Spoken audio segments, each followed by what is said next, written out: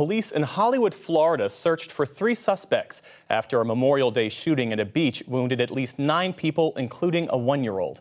Video showed crowds fleeing when a gunfight erupted. Officials said today that what happened was beyond reckless.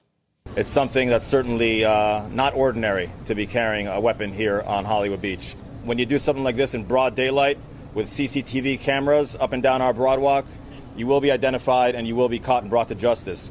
So far, 2 suspects are in custody. 6 of the wounded remain hospitalized tonight.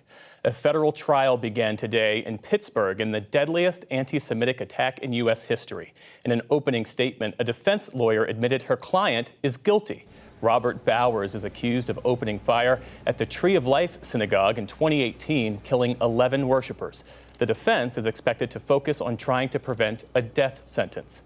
5 people are still unaccounted for after an apartment building in Davenport, Iowa, partially collapsed on Sunday.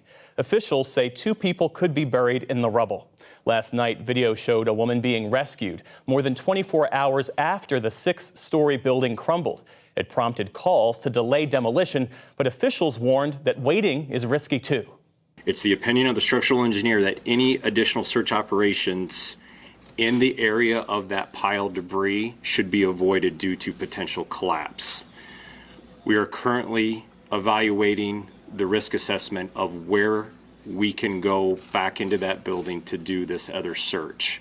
It's not clear what caused the collapse, but the building was 116 years old, and residents had complained of problems going unaddressed. Now to a high-altitude encounter between the U.S. and China over the South China Sea. The Pentagon today releasing this video of what it's calling an unnecessarily aggressive maneuver Friday by a Chinese fighter jet. You can see it here crossing the flight path of an Air Force reconnaissance plane at close range, causing it to fly through the turbulence of its wake. The U.S. says it will continue to fly in international airspace. We learned today that former First Lady Rosalynn Carter has dementia. The Carter Center says Mrs. Carter, now 95, continues to live happily at home with former President Jimmy Carter. He's 98 and in hospice care. The Carters have been married for nearly 77 years and are the longest married first couple in U.S. history.